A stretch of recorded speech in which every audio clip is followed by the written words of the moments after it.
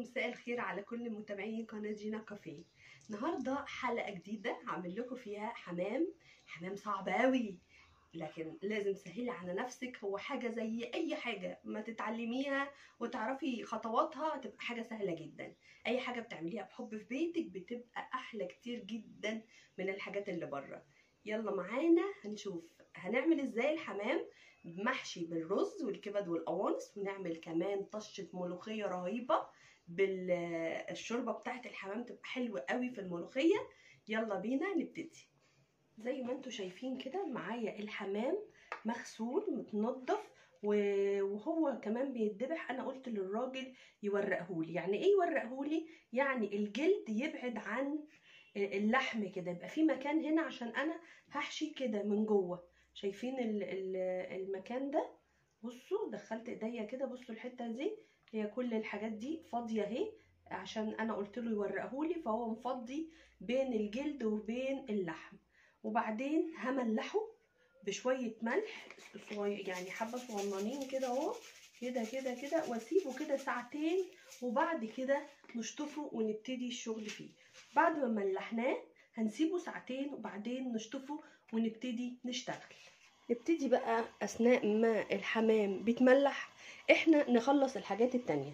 بصلة متوسطة وهنبشرها او نضربها في الكبة، ونجيب الكبد والقوانص وحتة سمنة حلوة كده، ونشوح البصلة مع الكبدة والقنصات والسمنة، وبعدين نتبلهم ملح وفلفل بقى والبهارات بتاعتك اللي انت بتحبيها، وشوية قرفة بيدوا كده ريحة حلوة قوي للرز بتاع الحمام. هنا احنا حطينا الكبد والقوانص في البصلة، هنملح بقى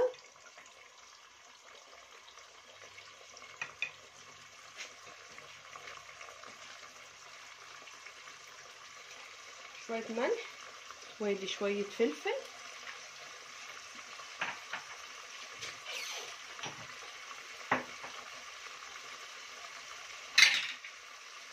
وادي شوية ملح، ونقلب.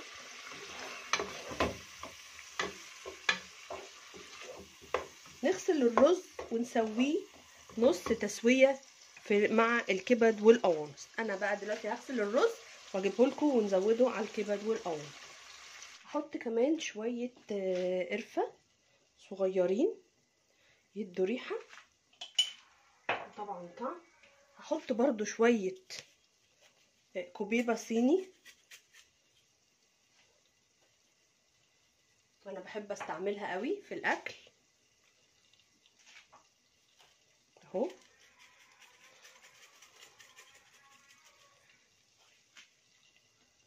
بحب احط برضو جنزبيل بودر. بعد كده بقى اقلب، اكون غاسله الرز، واحط الرز ياخد بقى كده نص تسويه مع الكبد والقوانص.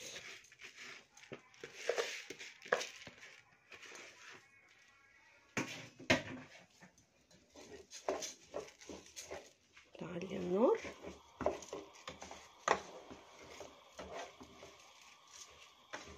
واعمل كده.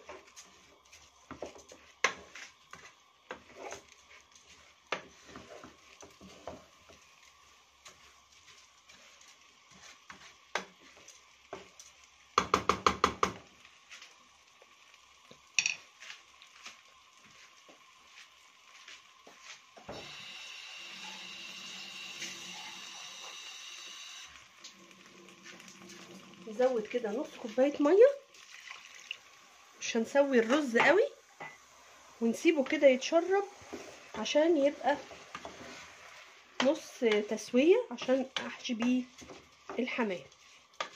نغطي عليه ونسيبه شويه عقبال ما يستوي.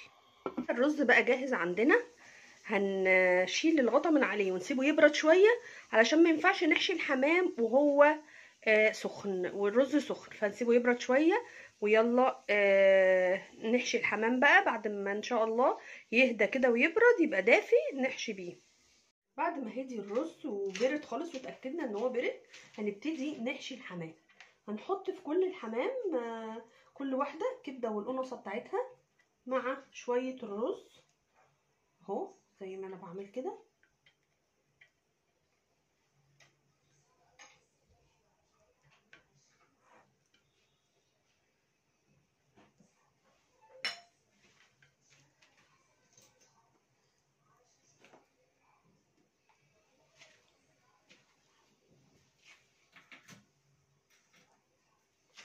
كده زي ما انتم شايفين.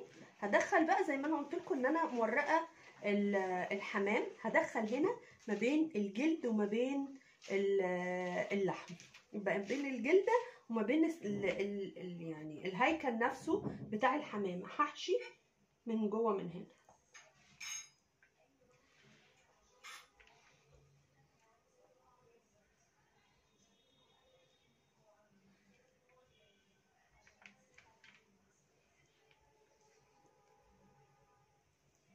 هحشي كمان الناحيه التانيه.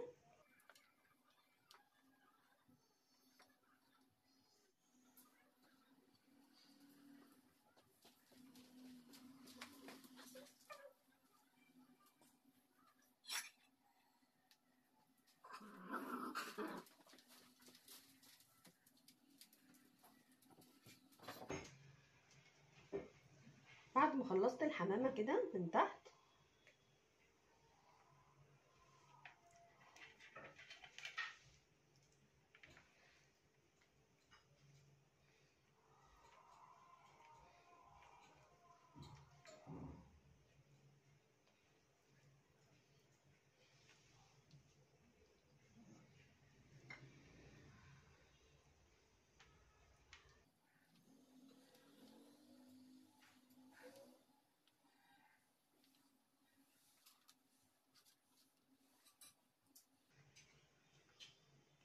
اريح كده الرز، ما خليهوش مكلكع قوي، اريحه كده علشان اديله فرصه ان هو يستوي جوه، يعني مملاش قوي علشان الحمامه ما تفتحش مني.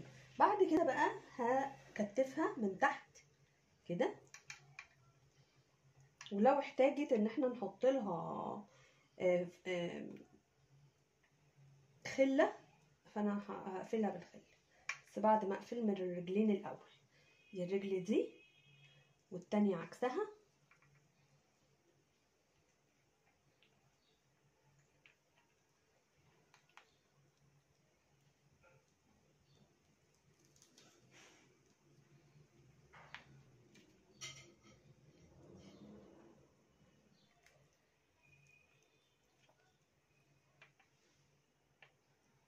بعد ما قفلناها كده عكس بعض، ممكن بقى بخلاية واحدة اقفل الحتة دي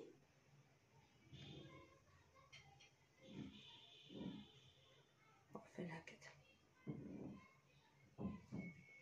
كده هي اتقفلت خالص من تحت زي ما انتم شايفين. ابتدي بقى احشي من عند الرقبة، يعني احشي الزور من فوق بتاع الحمامية.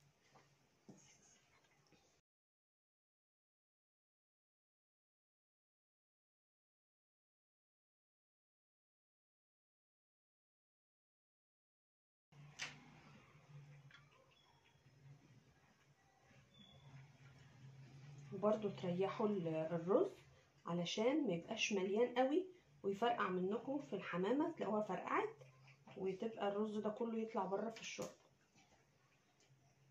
ما تنسوش بقى قبل ما تبتدوا في الحشو تحطوا حلة كبيرة فيها مية تغلي لغاية لما نخلص عشان ننزل الحمام فيها على طول. زي ما انتوا شايفين كده، بصوا الزور اتملى ازاي، انا لسه هامله تاني، هي لسه فيها.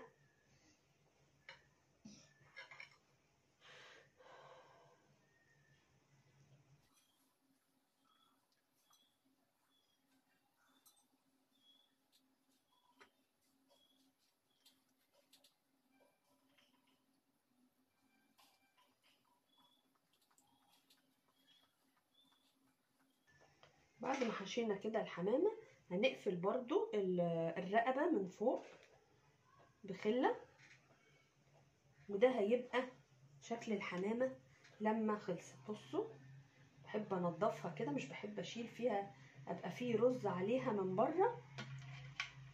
اهو دي اول حمامية خلصت. بصوا شكلها عامل ازاي، مفروض ازاي، اتملت بقى حلو وبالهنا والشفا. انا هامله كل الحمام وارجع لكم تاني. ده كان شكل الحمام بعد ما خلصناه واتحشى. قفلته من تحت كده، واللي ما عرفتش اقفله حطيت له سلاكه، وده كان شكله النهائي. ودلوقتي بحضر الميه اللي هنسلق فيها الحمام. هنحط ايه؟ هنحط بصلايه وورق لوري وحبهان وملح وفلفل، واول ما تغلي الميه هننزل الحمام. خليكم معايا. زي ما انتوا شايفين كده الميه بتغلي علشان نسلق الحمام. حطيت في الميه بصلايه وملح وفلفل وحبهان وورق لورا. ودلوقتي بعد ما الميه غليت كده هحط الحمام بتاعي، امسكه كده من تحت من عند الرجلين واحطه من الرقبه وانزله في الميه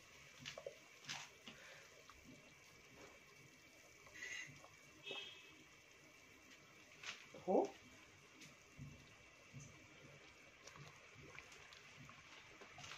نسيت اقول لكم ان انا بعد ما حشيت الحمام وديت الجناحات كده ورا زي ما انتوا شايفين كده. بصوا الجناح بتاعه، بص بدل ما هي كده عملناه كده علشان يطلع شكل. ننزل بقى تاني برضو في الميه اهو، ونوطي الميه على الاخر علشان ما تبقاش عاليه تروح مفتحه الحمام بتاعي. اسيب الحمام بعد ما الميه غليت كده حوالي نص ساعه، بعد كده هنطلعه مع بعض. بعد ما الحمام غلي كده والشوربه وعمل شوربه، هاخد من الشوربه هزود الرز اللي هو فايض من الحمام. انا زودته علشان ولادي بيحبوه، زودته شوربه وهسيبه عشان يستوي، عشان هو ده اللي هنحطه تحت الحمام. نسيب بقى الحمام يستوي برضو نكمل سواه.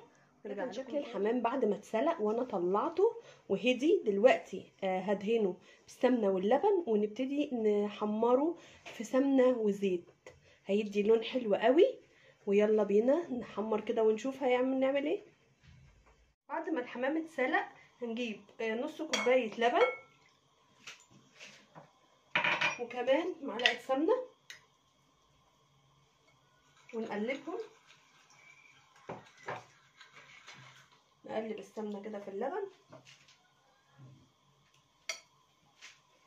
ونحط شويه ملح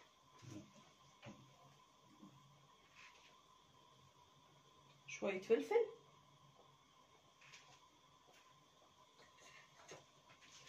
ونقلب.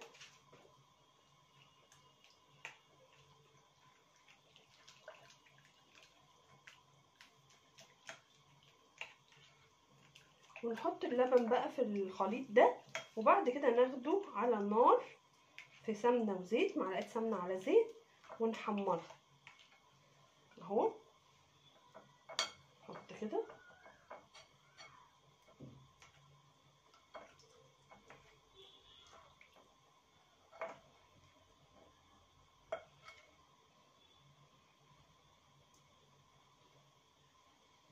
ناخد الحمامه التانية ندهنها كده.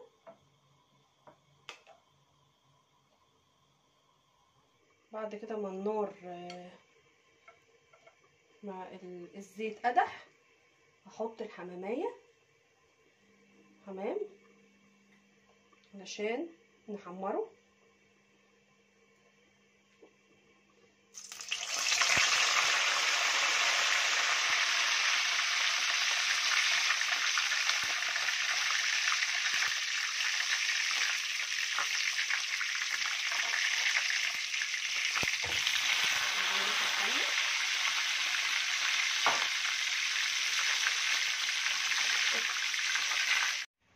معلقه سمنه حلوه نحطها كده.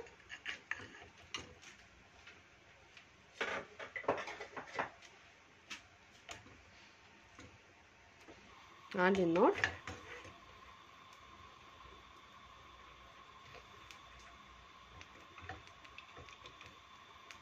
معلقه توم مفروم.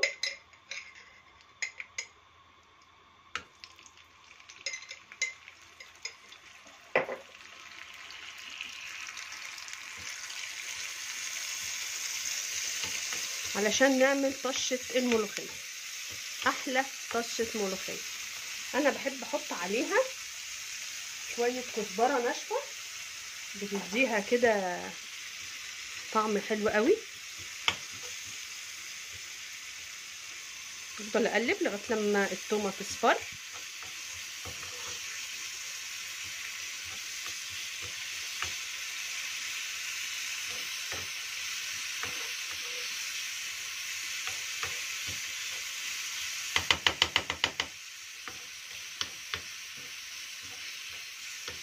وعندنا بقى في مصر الشهقة، علشان ايه؟ الملوخية تطلع حلوة. طبعا دي عادات موروثة من زمان، بس طبعا مبقتش تحصل دلوقتي، بس ناس كتير بتعملها على سبيل الدعابة. يعني يقولك لما تشهقي في الملوخية تطلع تمام. هنعملها دلوقتي على سبيل الدعابة برضو. احنا النهاردة كل الفيديو بتاعنا للناس اللي هي لسه متجوزين جداد او لسه بيتعلموا الطبخ جديد. كل البنات الحلوين بيروحوا ياكلوا الحمام بره عشان هما بيعتبروه ان هو حاجة صعبة. النهاردة عملناه بكل سهولة وبايديكي، هيطلع طعمه احلى كتير من بره. عارفة انتي منضفاه بايديكي ومتبلاه بايديكي، وهيعجب الولاد ويعجب جوزك جدا جدا جدا. وهتوفري كتير جدا في الاسعار اللي هي ارتفعت مره واحده دي. فالاحسن ان احنا نعمله في البيت، هيطلع احلى كمان من بره. دلوقتي بعمل ملوخيه. يلا بقى كلكم معايا، ها؟ هسمع بقى الشهقه كلكم كده، ها؟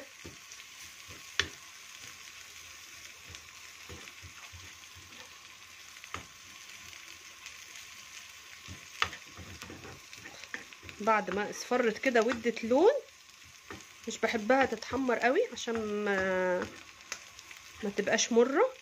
اروح بقى واخداها ورايحه بيها على الملوخيه.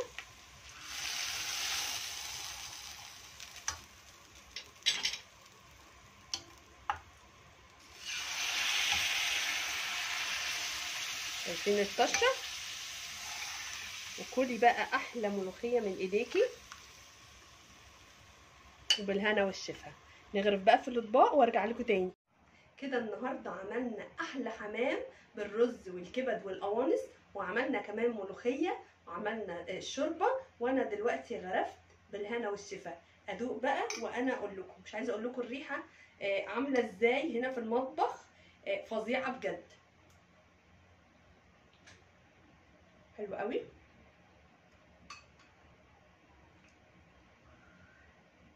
واو، شوربه الحمام هتاكلوا صوابعكم وراه.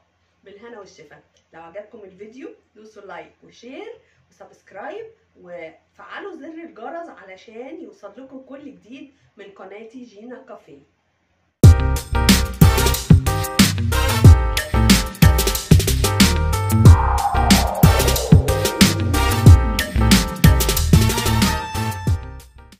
صباح الخير ومساء الخير على كل متابعين جينا كافيه.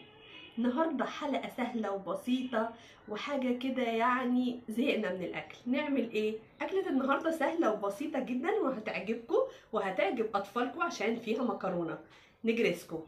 تعالوا اقول لكم اسهل طريقه لعمل النجريسكو في ثواني. يلا بينا. في حله على النار بسلق المكرونه زي ما انتم شايفين كده اهي.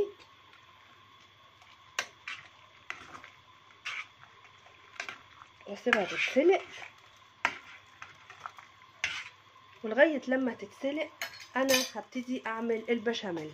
في حله تانية جنبها هحط معلقتين سمنه،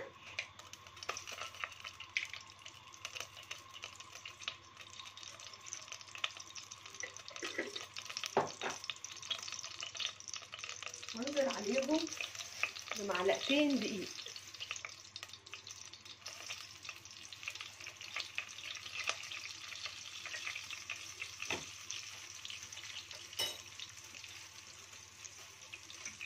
اقلب بسرعه علشان الدقيق بتاعي ما يكلكعش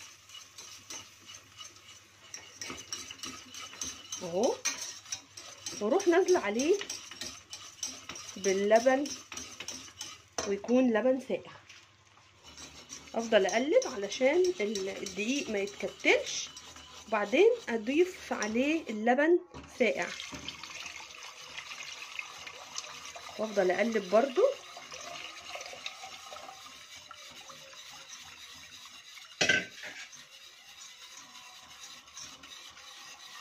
لغايه لما القوام يتقل. هضيف شويه ملح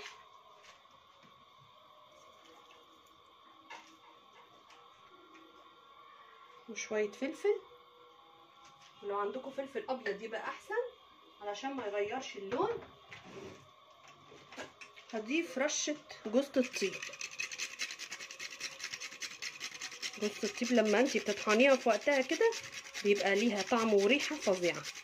رشه صغننه بتدي نكهه حلوه. ونقلب لغايه لما القوام يتقل. انا بحب القوام بتاعه يبقى خفيف، مش بتقله قوي، بحبه تقيل.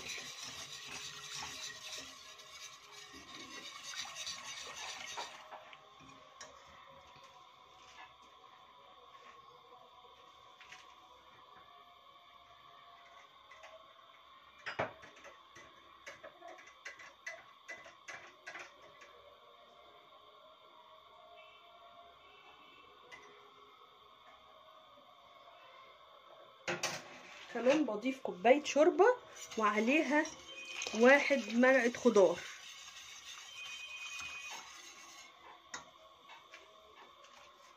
هزود اي جبنه عندي كريمي، ولو ما عندكيش جبنه كريمي او كريمه لباني ممكن تستغني عنهم وتحطي القشطه بتاعه اللبن، وش اللبن، علشان ما تكلفيش نفسك. اهي ادي معلقه، دي معلقه كمان.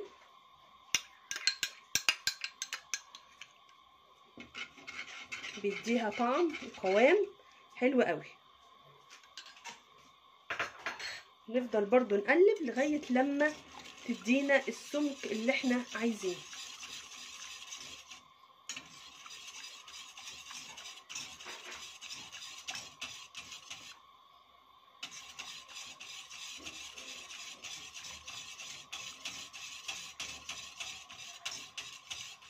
بالنسبه لي القوام ده حلو قوي. بصوا اللي هو ولا تقيل ولا خفيف، بصوا حلو قوي ده. وانا هطفي عليها كده، ومش بحبها ان هي تكون ماسكه قوي كده. خلاص خلصنا البشاميل. طاسه على النار، هنحط معلقتين زيت كده ومعلقه سمنه،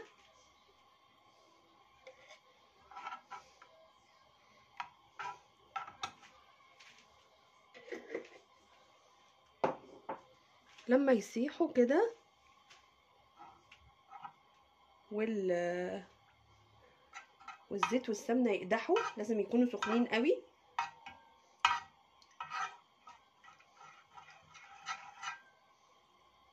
انا مقطعه عندي هنا البانيه حتت صغيره، صدور الفراخ ممكن تعملوها بالصدور او بالوراك اي حاجه.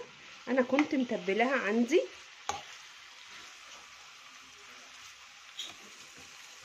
هقلب تاخد صدمه كده وتغير لونها من كل الاتجاهات.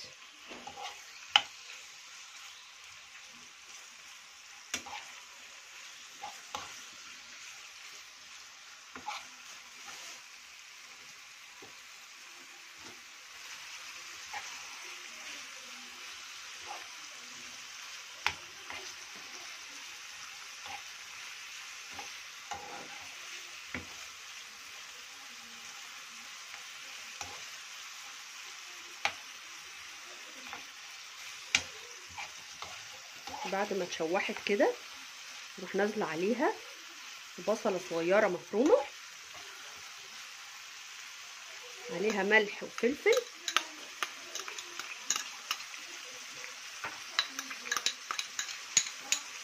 كده، واقلب.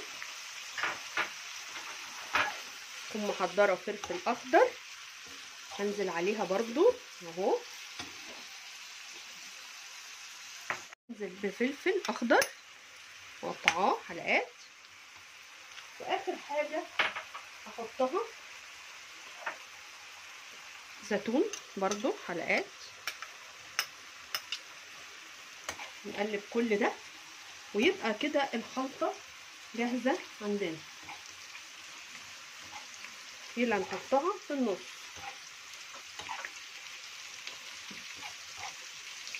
تاخد بس تشويحه كده والحاجه تدبل ونطفي عليها خلاص.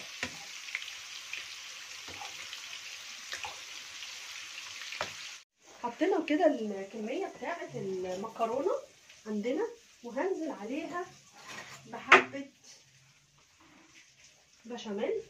انا بحب يبقى فيها بشاميل.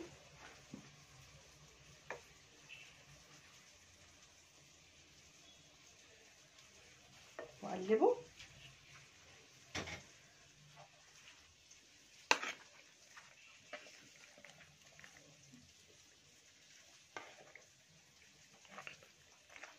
كده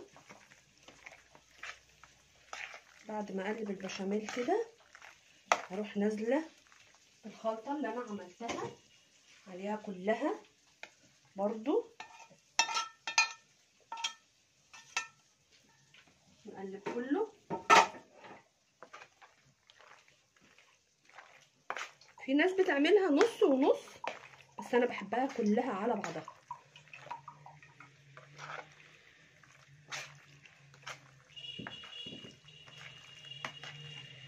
نجيب بقى صينيه بايركس، احط فيها شويه زيت من تحت،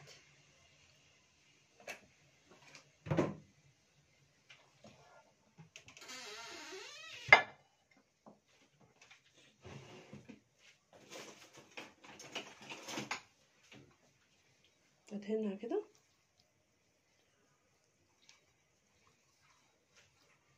وبعدين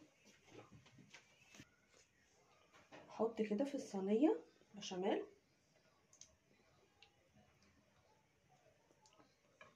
وابتدي انزل بالمكرونه نص الكميه كده،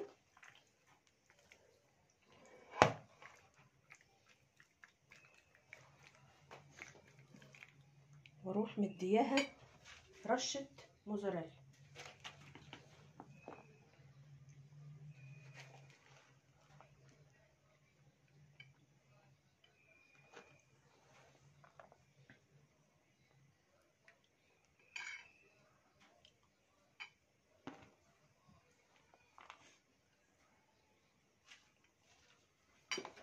اروح حاطه برضو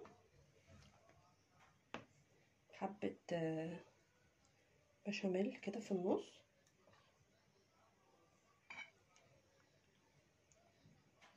واروح نازله برضو بقيه الكميه كلها، خلص كل الكميه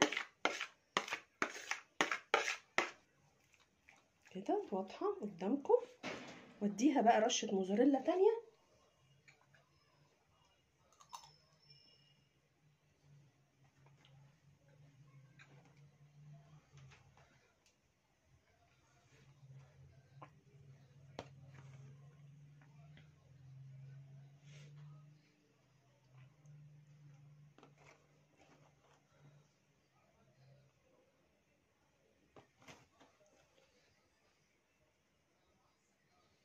واروح بقى منزله كل البشاميل عليها من فوق، مغطياها كلها.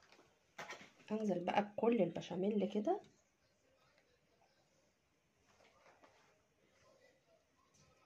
كده بعد ما وزعنا البشاميل ادي شكل الصينيه، شكلها فظيع واو. نحطها في الفرن ونرجع ناكل مع بعض انا وانتو. ده كان شكل الصينيه بعد ما طلعت من الفرن. بصوا قد ايه بصوا عامله ازاي.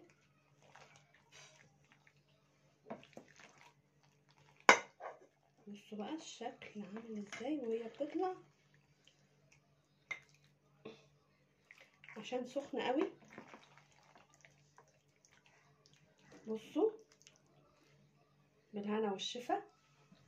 ادوقها بقى واقول لكم احلى طعم نجرسكو ممكن تعمليه في البيت، خطيره تحفه. بالهنا والشفا. عملنا النهارده احلى مكرونه نجرسكو باسهل طريقه. يا ريت لما تنفذوها تقولوا لي في الكومنتات رايكم لما تعملوها على طريقتي، ويا ريت كمان اللي عنده اضافه يقول لي، عشان انا اكيد بتعلم منكم. كل ما هنعيش كل ما بنتعلم اكتر واكتر. بستمتع جدا بتعليقاتكم. لو عجبكم الفيديو دوسوا لايك وشير وفعلوا زر الجرس عشان يوصل لكم مننا كل جديد. باي باي.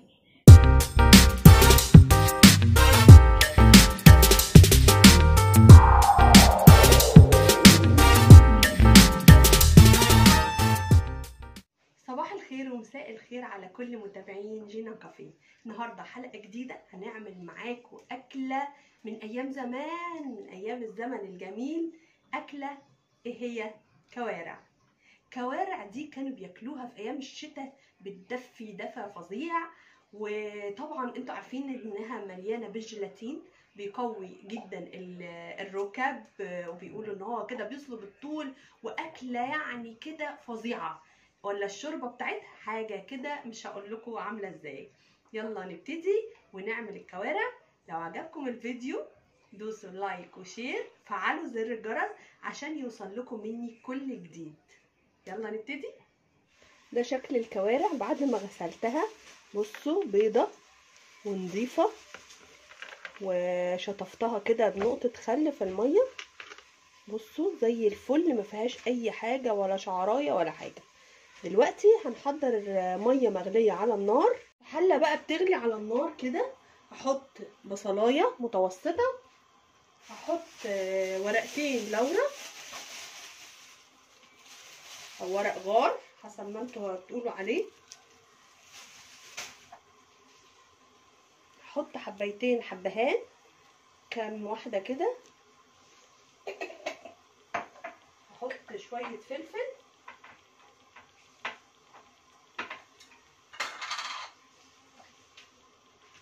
ادي معلقه فلفل. وعلشان انا بعمل في حله ضغط فانا هزود الملح من دلوقتي عشان انا هقفل. لكن انتوا لما بتعملوا في حله عاديه ما هنسيب الملح للاخر بعد ما الحاجه تستوي. بقى انا دلوقتي حطيت ملح وفلفل وحبهان وورق لوري. ودلوقتي هنزل بقى الكوارع.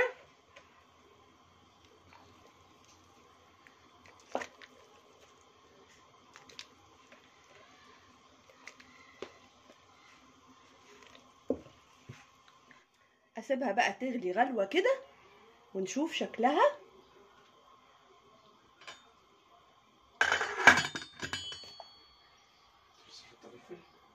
ده بعد ما غليت غلوتين، عايزه اقول لكم ان هي ما طلعتش كده ريم ولا اي حاجه زي اللحمه. الشوربه نظيفه زي الفل لاني غسلها حلوه قوي. هقفل عليها بقى واسيبها تاخد سواها حوالي ساعه الا ربع، لاني انا بعملها في حله ضغط. لو انتوا بتعملوها في حله عاديه يعني ممكن تكمل الساعه. انا من نص ساعه لساعه الا ربع هتبقى تمام جدا. ده شكل الكوارع بعد ما خلصت. اتسلقت خلاص واستوت. بصوا شكلها في الحله يعني نظيفه، شكلها تحفه، الريحه بتاعتها فظيعه. هنحضر دلوقتي مع بعض الفته مع بعض. انا هنا عملت شويه رز ابيض اهو. الرز على النار بيستوي اهو، قرب يخلص. شويه رز ابيض عاديين جدا. ودلوقتي هنعمل مع بعض الفته. في طاسه كده هروح جايباها واروح حاطه معلقه سمنه صغيره. حاولوا ما تكتروش من الدهون لان طبعا الكوارع لوحدها غنيه جدا بالدهون ومليانه دسم كتير قوي. فحط معلقه من السمنه صغيره وهنزل عليها بمعلقتين من الثوم، نكتر الثوم كده وحبه حلوين نتوصى بيه يعني، عشان نص الثوم ده هناخده للشوربه، والنص التاني هناخده للصلصه. معلقتين حلوين كده ونحمر في الثوم، بس ايه ياخدوا لون اصفر بس.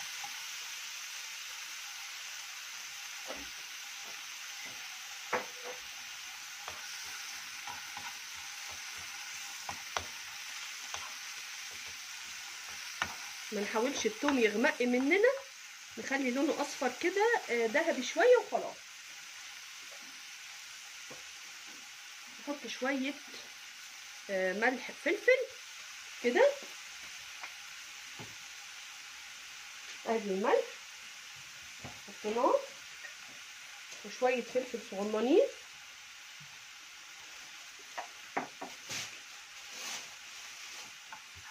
ونحمر في الثوم، نعلي النار شويه.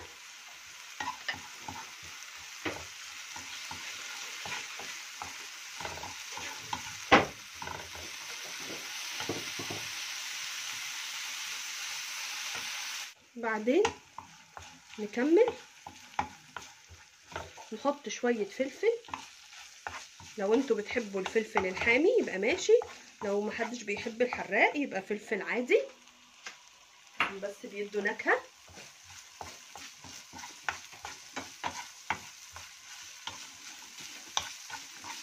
وهنطش التومه دي بالخل. نص التقليه دي هناخدها في الشوربه بتاعه الكوارع، والنص التاني هنكمل بيه صلصه الطماطم.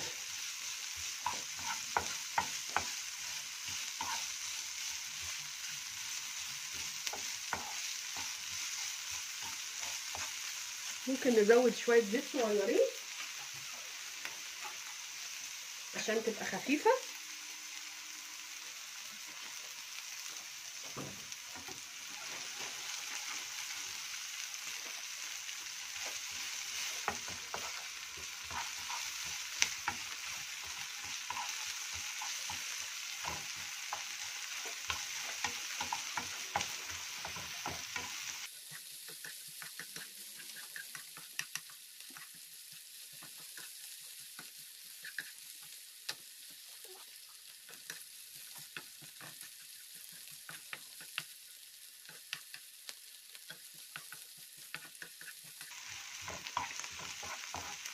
وبعدين ننزل عليها بمعلقتين من الخل.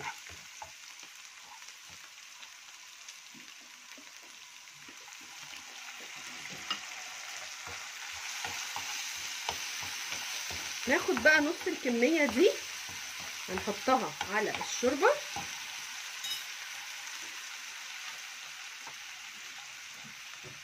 انا كده دلوقتي هطش الشوربة كلها بنص الكمية بتاعة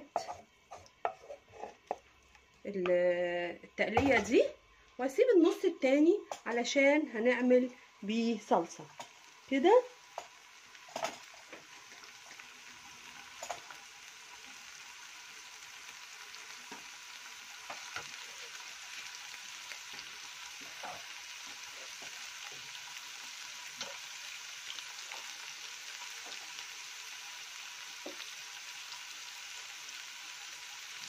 هنزل كده بالصلصة،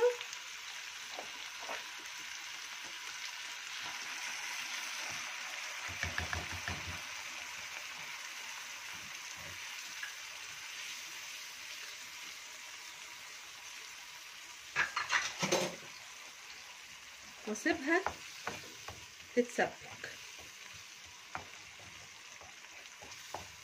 انا ما عنديش حد كتير بيحب الصلصة، فعلشان كده انا حطيت حبة صغيرين، وحطيت برضو معاهم حتة واحدة من الكوارع هتتحمر، هتاخد بقى كده في الصلصة كده اهو. لكن اللي بيحبها طبعا ممكن تعملوا الكمية كلها اهو، وهنسيبها بقى تتسبك على نار هادية. انا هبتدي اعمل في الفته لغايه الطماطم ما تخلص.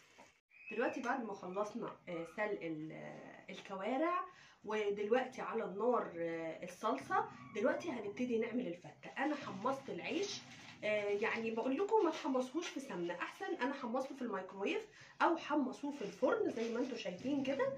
انا هعمل بولتين، واحده بالصلصه وواحده من غير صلصه. هنحط الرز، نبتدي بقى نحط الرز كده.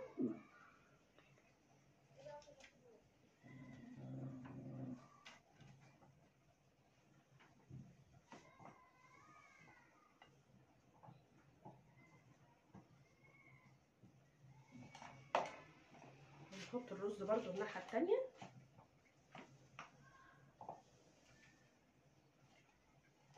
وبعد ما حطينا الرز هنحط الشوربه. على الله الاقي حاجه مقشوطه كده. نحط شوربه. الشوربه دي احنا طشيناها خلاص بالثوم وبالخل. نحط على التانيه كمان شوربه.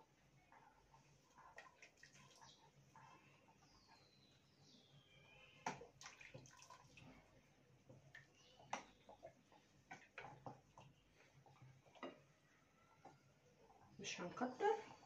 وبعد كده هنشيل بقى الكوارع. انا عامله كوارع مسلوقه اهي، للي بيحبوا الكوارع كده اهو من غير صلصه.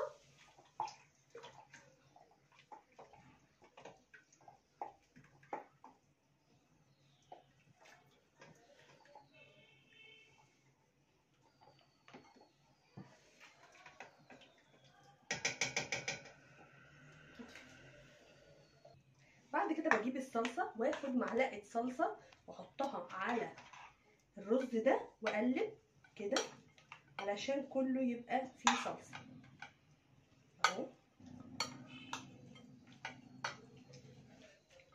بعدين ارجع تاني احط رز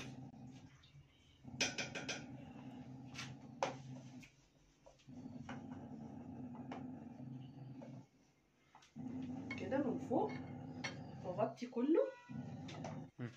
بعد ما غطيت كده الرز كله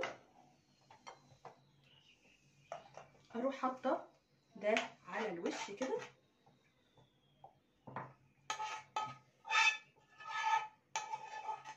احط بقى حبه ليمون على ده كده اهو كده، ما نكترش كتير عشان في خل. وكده نكون عملنا كوارع، طبق بالصلصه زي ما انتوا بتحبوا للناس اللي بيحبوا الصلصه، وده طبق من غير صلصه، لكن الاتنين بالخل والثوم. لو عجبكم الفيديو دوسوا لايك وشير علشان يوصل لكم كل جديد، وفعلوا زر الجرس علشان يوصل لكم كل جديد من قناتنا جينا كافيه. بالهنا والشفا. يلا ندوق.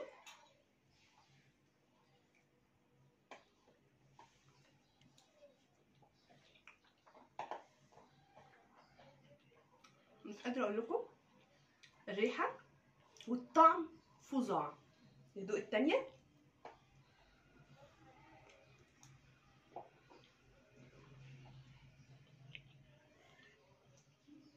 واو بجد اكله فظيعه، ترم عظمكم كده وتعدل الركب، تبقى حلوه قوي في الشتاء في السقعه، تخليكم دافيانين.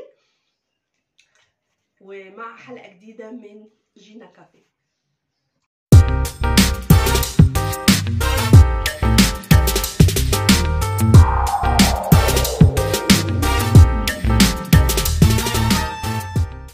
صباح الخير ومساء الخير على كل متابعين قناه جينا كافيه.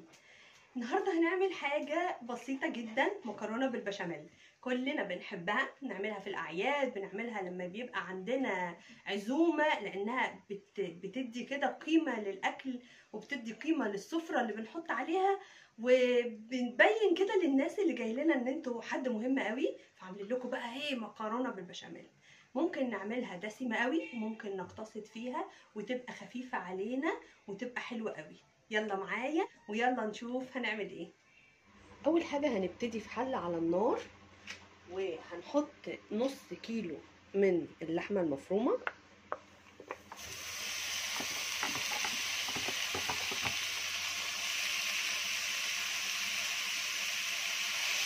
وهنحط عليه البصل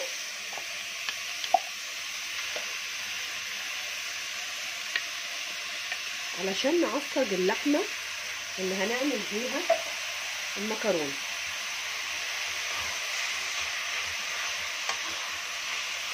نفضل نقلب كده لغايه لما اللحمه تاخد لون وهي هتنزل ميتها بنفسها.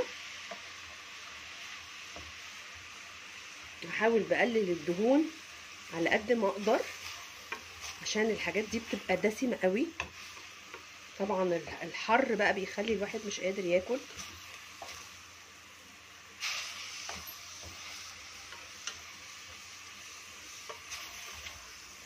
نديها كده تقليبه.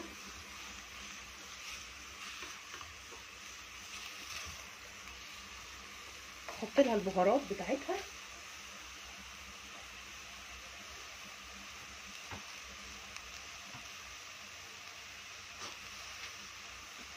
شويه فلفل.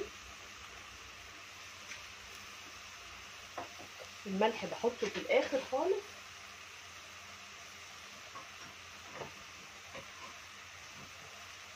بحط برضو من ضمن التتبيله ال7 بهارات.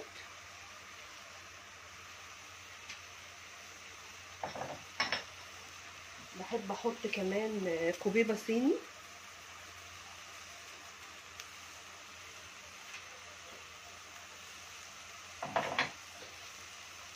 ولما تستوي اللحمه اخر حاجه بحطها الملح.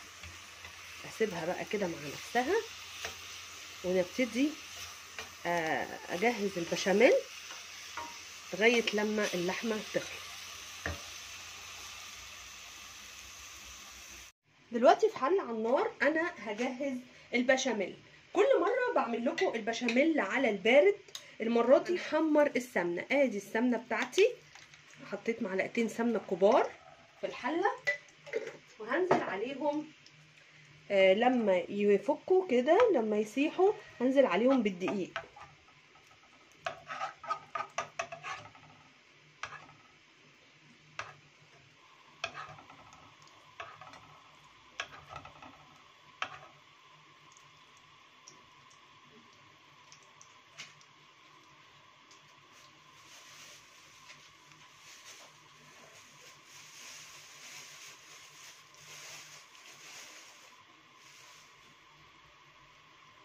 احط عليهم معلقتين كبار من الدقيق. انا هحط 3 عشان انا بحب البشاميل يكون كتير. وهبتدي بقى اقلب بسرعه علشان الدقيق ما يكتلش معايا. احمر فيه شويه كده على النار. بعد ما يدخل كله في السمنه انزل عليه باللبن زي ما انتم شايفين كده. بصوا شكله كله دلوقتي داب في السمنه. سيبه يتحمر شويه صغيرين عشان يستوي، بيدي طعم حلو قوي. وانزل باللبن واحده واحده مع طبعا التقليب. انزل باللبن واحده واحده كده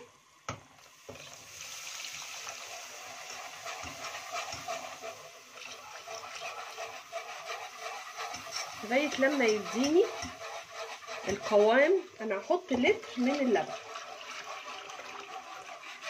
كده زي ما انتم شايفين، وافضل اقلب لغايه لما يديني القوام اللي انا عايزاه. اثناء ما انا بجهز البشاميل زي ما انتم شايفين، بصوا القوام بتاعه ابتدى يتقل اهو. انا ما بحبش البشاميل يكون تقيل، انا بحبه يكون خفيف. فانا كده يعني شويه صغيرين وخلاص انا هطفي عليه. على عين تانية انا حاطه اللحمه كده دخلت على السوا خلاص. فانا هزود لها معلقتين صلصه عشان انا بحبها يعني تكون مزه شويه. فانا هزود لها معلقتين صلصه عندي الصلصه دي انا عاملاها في البيت اهي، وهقلب وازود لها بقى الملح بتاعها كده. خلاص انا خلصت. وفي حله تانية اهي جوه انا بسلق فيها المكرونه، فكل حاجه هتبقى سخنه وجاهزه في وقت واحد. وادي اللحمه وادي البشاميل كده. انا خلاص البشاميل خلصته، وانا بحبه بالقوام اللي هو السايب ده، ما بحبوش يبقى تقيل. فانا خلاص هطفي عليه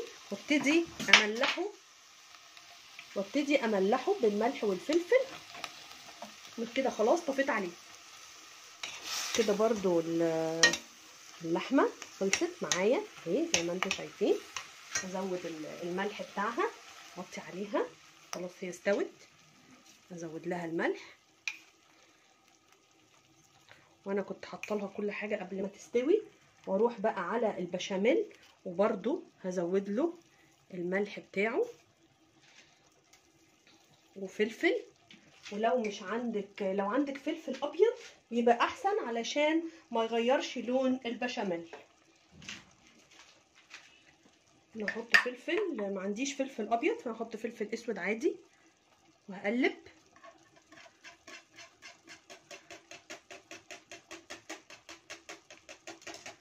كده. البشاميل خلاص جاهز معايا. انا طفيت عليه. وادي اللحمه برضو انا خلصتها، هطفي عليها. حطيت لها شويه صلصه عشان تبقى مزه يا دوبك. بس هصفي المكرونه وكله هيبتدي احط بقى في الصينيه وارص. هصفي المكرونه وارجع لكم تاني. دلوقتي بعد ما خلصنا كل حاجه، ده القالب اللي انا هحط فيه المكرونه البشاميل.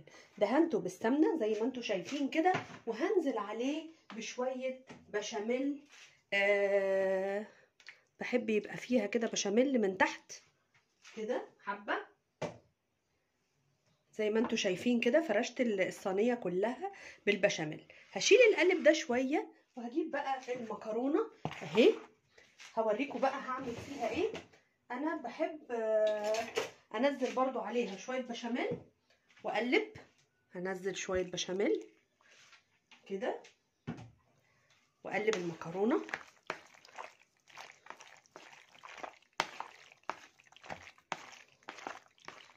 وارجع بقى تاني نجيب القالب بتاعنا ونحط فيه زي ما انتم شايفين كده. هنحط فيه نص مقدار المكرونه اهو. ادي نص المقدار بتاع المكرونه. احنا طبعا منزلين فيها البشاميل، وهو هنا برضو غرقانه في البشاميل. فمش عايزه اقول لكم هتبقى عامله ازاي. يعني سر حلاوه المكرونه انك تكتري البشاميل بتاعها، ما تبقاش يا دوبك كده يعني متلحسه بشاميل، لا مليانه غرقانه في البشاميل كده. حطينا الطبقه الاولانيه. هنزل بقى احط اللحمه زي ما انا قلت لكم ان انا حطيت على اللحمه معلقتين صلصه عشان تبقى مزه شويه، واديتها كمان رشه جوز الطيب كده. نوزع اللحمه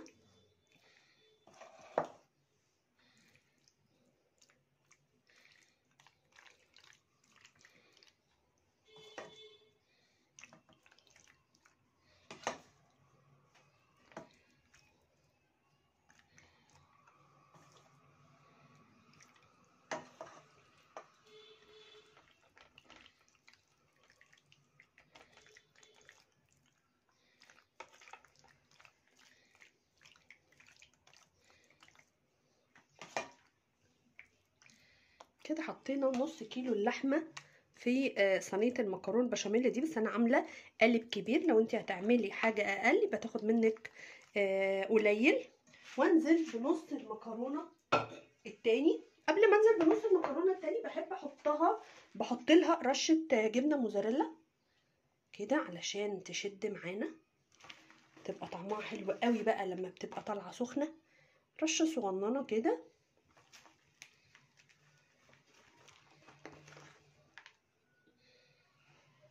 زي ما انتم شايفين كده. وانزل بنص المقدار التاني بتاع المكرونه من فوق واغطي كل ده اهو.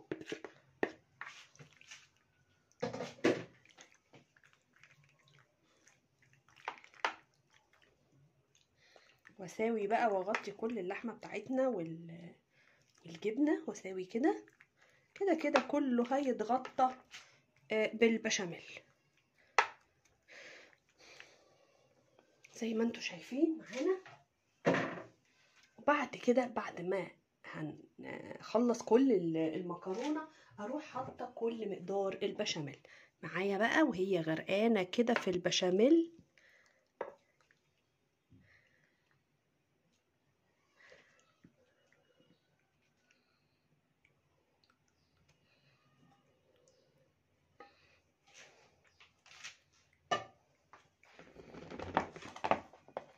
اوزع كده البشاميل زي ما انتوا شايفين واخبط كده عشان ينزل في المكرونه من جوه وتبقى طريه وجوسي معايا. في حته كده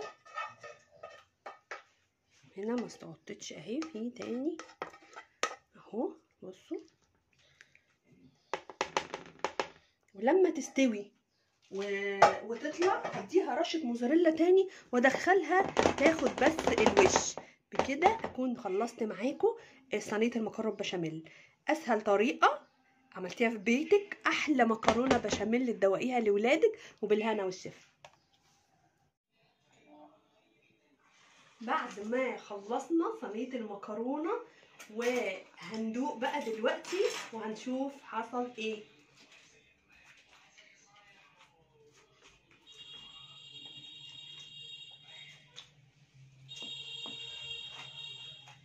بصوا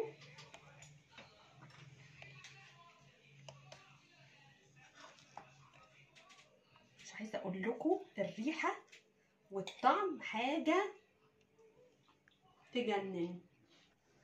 ما تاخرناش في المكرونه، عملناها بسرعه قوي بطريقه سهله وموفره واقتصاديه، ما زودناش فيها الدسم عشان تبقى خفيفه علينا وعلى اولادنا.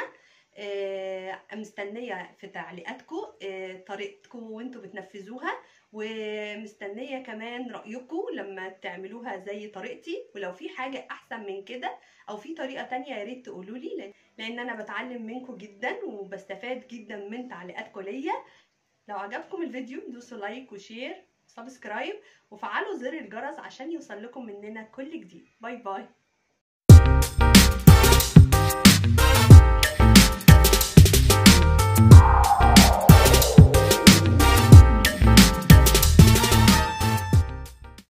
ومساء الخير على كل متابعين قناه جينا كافيه. النهارده فيديو جديد هعمل لكم فيه بوفتيك، يعني لحمه رفيعه. النهارده انا كنت بصراحه هعملها بوفتيك كلها، يعني هقليها، لكن ولادي قالوا لي يا ماما عايزين شويه مشويه، فانا هحط على الشوايه شويه وهنقلي شويه هيبقوا بوفتيك. ونشوف بسرعه ازاي هنتبل اللحمه مع بعض، وازاي هنعمل طبقه هايله في البوفتيك عمرها ما هتسيب، زي ما ناس كتير بيقول الطبقه بتسيب البوفتيك وبيبقى الطبقه في حته واللحمه في حته. كل دي تكات واسرار، تابعوني علشان اقول لكم هنعمل ايه. النهارده هنعمل تتبيله بوفتيك حلوه قوي. هنحط ايه على البصلايه؟ هنحط ملح وفلفل، ورق لوري وكبيبه وحبهان، وهنحط يعني بصوا كل التوابل اللي عندك. هنحط كمان زعتر، هنحط جنزبيل، هنحط السبع بهارات. كل ده هنحطه على البصل وهنضرب البصل. ودلوقتي انا عملت كل ده وهحط الحاجه التتبيله دي كلها على اللحمه واسيبها لمده يوم بحاله تبات في التتبيله علشان تدخل في انسجه اللحمه وتبقى التتبيله تحفه. ده بعد ما تبلتها اهي، شايفين عامله ازاي؟ حطيت عليها كل كميه البصل بصوا، وهسيبها علشان تبات يوم بحاله في التتبيله دي اهو. بعد ما تبلنا اللحمه وسبناها من بالليل في التتبيله، انا هشوي شويه وهعمل شويه بفتيك. دلوقتي انا هحط حبه على الشوايه هشويهم. طقت بقى كده في دماغي اكل لحمه مشويه.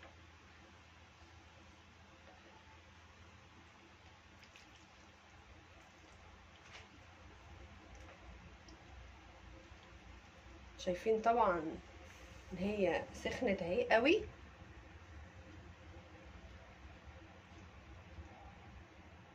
اشوي بقى حتة اللحمة كده. عاملة الشواية كلها، والنص التاني هعمله بفتيك هقليه عادي في الزيت.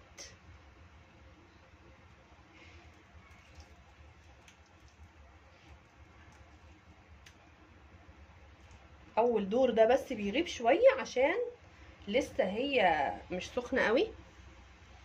انا كده مليتها كلها.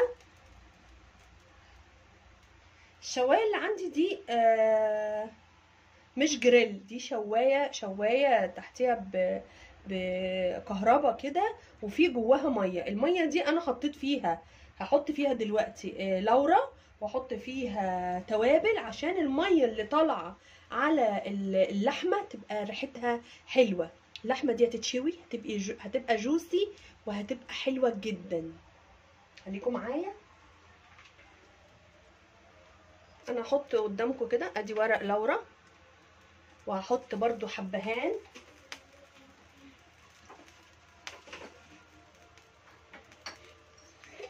احط كام حبايه كده.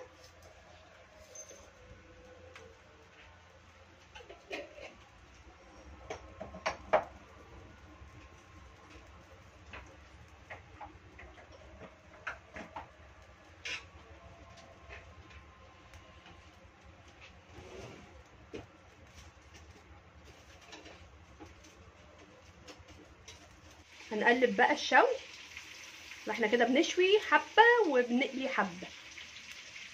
هنعمل النهارده احلى وليمه.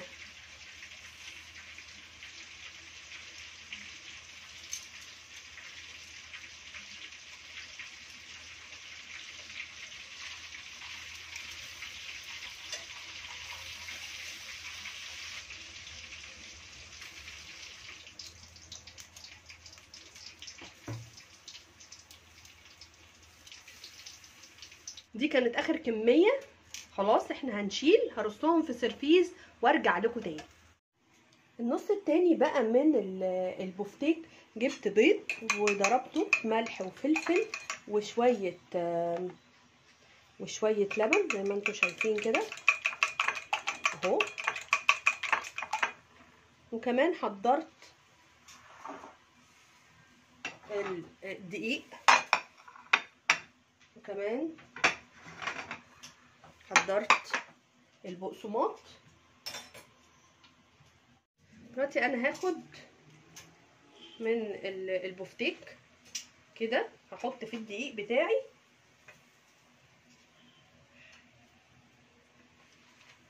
واحط على البيض، واحطه على البقسماط. ولما اخلص الكميه هسيبه يرتاح شويه في التلاجة علشان ايه، يمسك نفسه كده، والطبقه دي ما تبقاش تتساب منه وانتوا بتقلوا. نعمل كمان واحده. ادي الدقيق، ادي البيض، وادي البقسماط.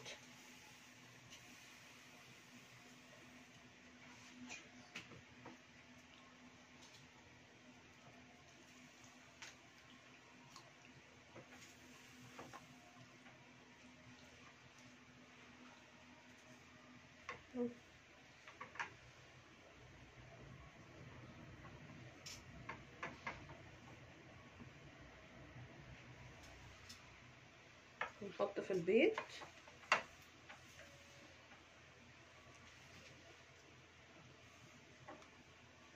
وبعدين البقسماط،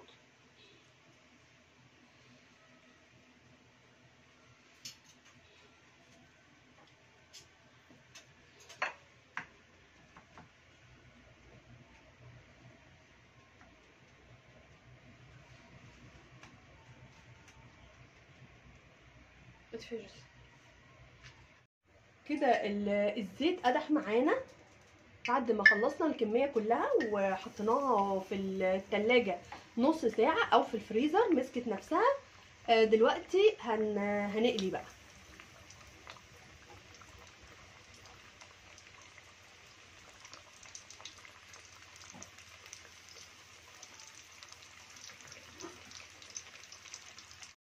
بصوا انا قلبته بقى ياخد اللون الوردي كده وبقلب على طول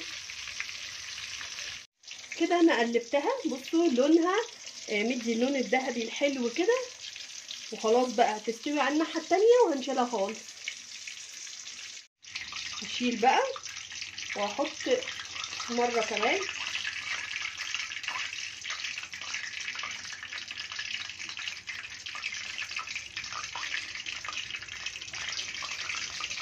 نخلص كل الكميه في القليه.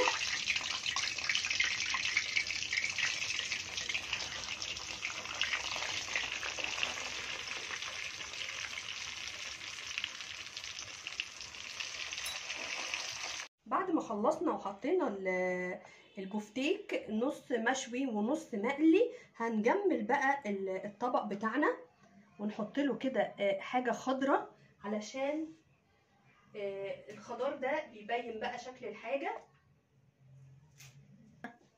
ولما تقدمي الحاجه بشكل حلو لاطفالك العين بتاكل قبل البق ويبقوا عايزين ياكلوا كل الاكل بتاعك. دلوقتي عايزه اوريكم القرمشه، شايفين عامله ازاي؟ شايفين الكفر بتاعها، محدش يقول لي ده بتقع مني وكده. بصوا بقى لما نقطع بالهنا والشفا. هتاكلوا معايا؟ بعد ما خلصنا البفتيك وشفتوه وشفتوا طريقته ودكاته وحركاته، يا رب الفيديو يكون عجبكم، خفيفة عليكم ويكون فيديو سهل. اللي يعجبه الفيديو يدوس لايك وشير وسبسكرايب ويفعل زر الجرس علشان يوصل لكم مننا كل جديد. باي باي.